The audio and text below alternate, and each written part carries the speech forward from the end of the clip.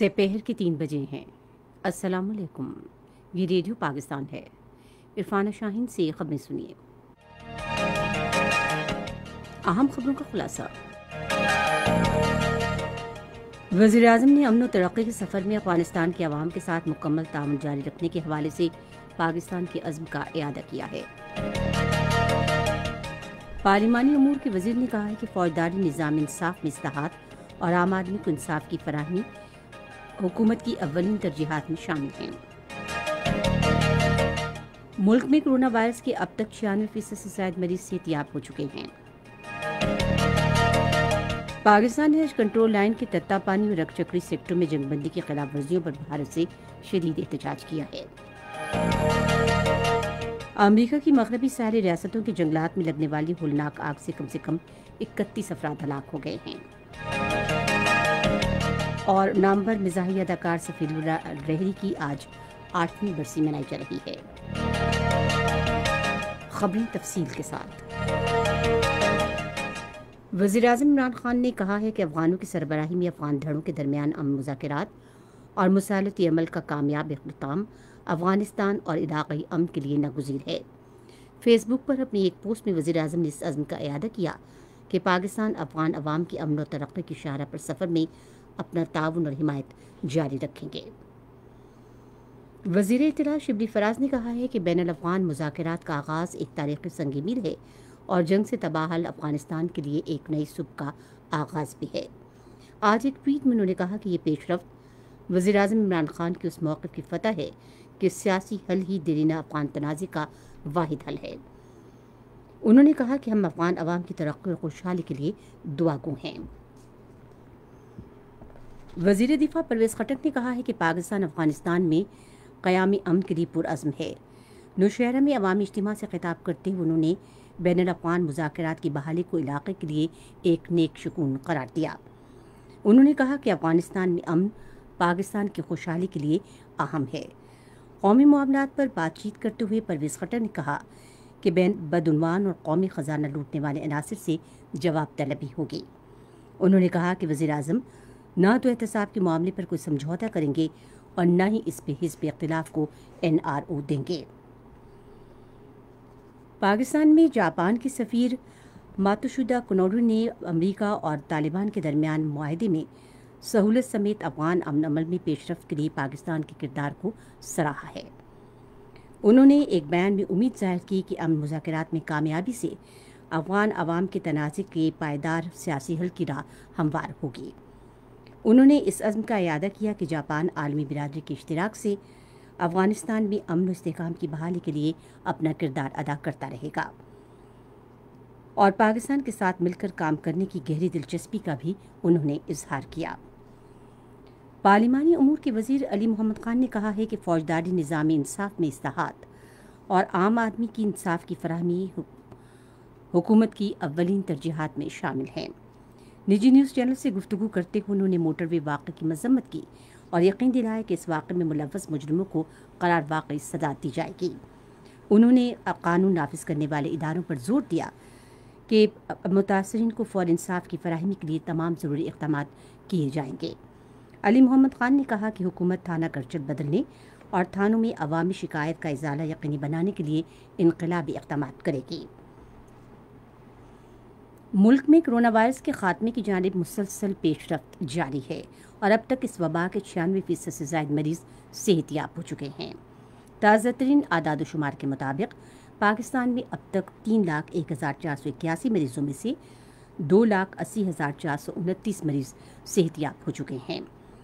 اب ملک میں corona virus کے مریضوں کی تعداد 5,673 ہے۔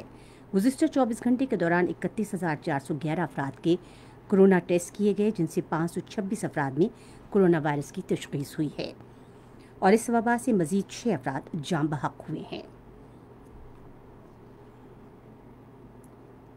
کراچی کے علاقے لیاری میں آج کثیر المنظرہ رہائشی منزل زمین بوس ہو گئی، جس کے نتیجے میں ایک خاتون سمیت کم سے کم 2 افراد جاں بحق اور 10 زخمی ہو گئے۔ امدادی ذرائع کے مطابق سندھ ریجرز کے اہلکار موقع پر پہنچ گئے اور مزید کسی نقصان سے بچنے کے لیے پورے علاقے کا محاصرہ کر لیا، کیونکہ دوسری عمارتوں کو بھی نقصان پہنچا ہے۔ زخمیوں کو سول ہسپتال منتقل کر دیا گیا ہے، جہاں متعدد زخمیوں کی حالت تشویشناک بتائی جا رہی ہے۔ یہ خبریں آپ ریڈیو پاکستان سے سن رہے ہیں۔ وزیر خارجہ شاہ محمود قریشی نے آسیان علاقائی فورم کے رکن ملکوں پر زور دیا ہے کہ وہ خطے اور پوری دنیا میں اسلام مخالف پروپیگنڈے اور انتہا پسندی کے رجحانات کے خلاف اپنی آواز بلند کریں۔ انہوں نے یہ بات آن لائن منعقد ہونے والی 27ویں علاقائی آسیان فورم میں شرکت کے دوران کہی۔ وزیر خارجہ نے کہا کہ پاکستان نے بھارت اور دنیا بھر سے سکھ یاتریوں کو سہولت فراہم کرنے کے لیے گزشتہ سال کرتارپور راہداری کھولنے کا تاریخی قدم اٹھایا۔ وزیر خارجہ نے اپنے ویڈیو بیان میں مختلف ممالک کی طرف سے ان کے زیر قبضہ متنازع علاقوں کے آبادی کے تناسب کو تبدیل کرنے کے اقدامات کی مذمت کی اور ان تنازعات کے اقوام متحدہ کی سلامتی کونسل کی متعلقہ قراردادوں کے مطابق پرامن حل کی اہمیت پر زور دیا۔ پاکستان نے گزشتہ جمعے اور ہفتے کی رات کنٹرول لائن کے تتا پانی اور رکھ چکنی سیکٹروں میں بھارتی قابض فوج کی جانب سے جنگ بندی کی خلاف ورزیوں کے نتیجے میں ایک بے گناہ لڑکی اور 4 شہریوں کے شدید زخمی ہونے پر مذمت کی ہے۔ دفتر خارجہ کے ترجمان کے مطابق بھارتی ناظر الامور کو آج دفتر خارجہ طلب کیا گیا اور پرزور مطالبہ کیا گیا کہ وہ 2003 کے جنگ بندی معاہدے کی پاسداری کرے،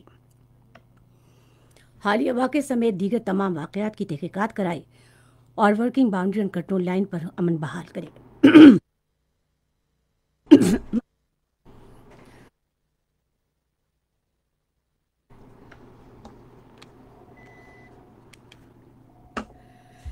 بھارتی قابض فوجیوں کی حالیہ واقعے کی تجدید واقعات کی تحقیقات کرائے اور ورکنگ باؤنڈری اور آف لائن پر کنٹرول لائن پر بحال کرے۔ بھارتی فوج نے کنٹرول لائن پر جنگ بندی کی خلاف ورزی کرتے ہوئے تتا پانی اور رکھ سیکٹروں میں شہری آبادی کو خودکار ہتھیاروں سے نشانہ بنایا۔ پاک بحریہ نے مؤثر جوابی کارروائی کرتے ہوئے ان بھارتی چوکیوں کو نشانہ بنائے اور فائرنگ بھی کی۔ بھارت کے غیر قانونی زیر تسلط جموں و کشمیر میں بھارتی فوجیوں خصوصاً پیراملٹری سینٹرل ریزرو پولیس کے اہلکاروں کی خودکشی کے واقعات میں آئے روز اضافہ ہو رہا ہے۔ بھارتی ذرائع ابلاغ کے مطابق جموں میں تعینات سینٹرل ریزرو پولیس فورس کے اہلکار بادن سنگھ چپ کو آج اپنی اہلیہ کو قتل کرنے پر انہوں نے گولی مار کر خودکشی کر لی۔ امریکہ کی مغربی ساحلی ریاستوں کے جنگلات میں بھڑکنے والی آگ کی سے کم 31 افراد ہلاک ہو گئے ہیں۔ حکام کے مطابق امریکی ریاستوں آسان، کیلیفورنیا اور واشنگٹن میں گزشتہ 3 ہفتوں کے دوران آتش زدگی سے لاکھوں ایکڑ اراضی اور ہزاروں مکان جل کر خاکستر ہو گئے۔ لاکھوں افراد کو محفوظ مقامات کی جانب نقل مکانی کر گئے ہیں۔ امریکی صدر ڈونلڈ ٹرمپ کل کیلیفورنیا کا دورہ کریں گے۔ افغانستان کے صوبے قندوز میں ایک جھڑپوں کے دوران 5 پولیس اہلکار اور 4 عسکریت پسند ہلاک ہو گئے ہیں۔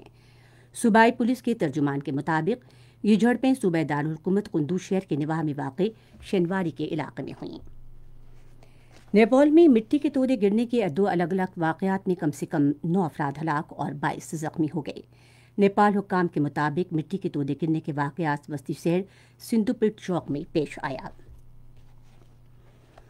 نامور مزاحیہ اداکار سفیراللہ لہری کی آج 8ویں برسی منائی جا رہی ہے۔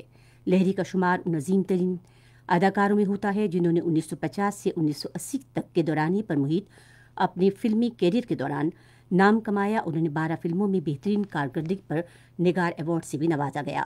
ان کا انتقال 13 ستمبر 2012 کو 83 سال کی عمر میں ہوا۔ اور اب موسم کی صورتحال کے لیے محکمہ موسمیات کی نمائندگی کی رپورٹ۔ گزشتہ 24 گھنٹوں کے دوران ملک کے بیشتر علاقوں میں موسم گرم اور خشک رہا تھا۔ ہم زیری سندھ میں گرج چمک کے ساتھ بارش ریکارڈ ہوئی۔ سب سے زیادہ بارش سندھ مٹی میں 49، پپلو میں 21 جبکہ لاڑکانہ میں 8 ملی میٹر ریکارڈ کی گئی۔ آئندہ 24 گھنٹوں کے دوران ملک کے بیشتر علاقوں میں موسم گرم اور خشکی رہے گا، تاہم بالائی خیبر پختونخوا، کشمیر اور صوبہ سندھ کی ساحلی علاقوں میں گرج چمک کے ساتھ بارش کا امکان ہے۔ مقبوضہ کشمیر کے بیشتر علاقوں میں بھی موسم خشکی رہے گا، تاہم سری نگر اور پلوامہ میں چند مقامات پر گرج چمک کے ساتھ بارش ہو سکتی ہے۔ خاص خبروں کا خلاصہ ایک مرتبہ پھر۔ وزیر اعظم نے امن و ترقی کے سفر میں افغانستان کے عوام کے ساتھ مکمل تعاون جاری رکھنے کے حوالے سے پاکستان کے عزم کا اعادہ کیا ہے۔ پارلیمانی امور کے وزیر نے کہا ہے کہ فوجداری نظام انصاف کی اصلاحات اور عام آدمی کو انصاف کی فوری فراہمی حکومت کی اولین ترجیحات میں شامل ہیں۔ ملک میں کورونا وائرس کے اب تک 96% سے زائد مریض صحتیاب ہو چکے ہیں۔ پاکستان نے ایج کنٹرول لائن کے تتا پانی اور رکچکوی سیکٹر میں جنگ بندی کی خلاف ورزیوں پر بھارت سے شدید احتجاج کیا ہے۔ اور نامور مزاحیہ اداکار سفیر اللہ لہری کی آج 8ویں برسی منائی جا رہی ہے۔ خبریں ختم ہوئیں۔ مزید خبروں اور تفصیل کے لیے ہماری ویب سائٹ ہے radio.gv.pk اور فیس بک کے link radio Pakistan news official پر آپ ہماری خبروں کی براہ راست ویڈیو اسٹریمنگ بھی ملاحظہ کر سکتے ہیں۔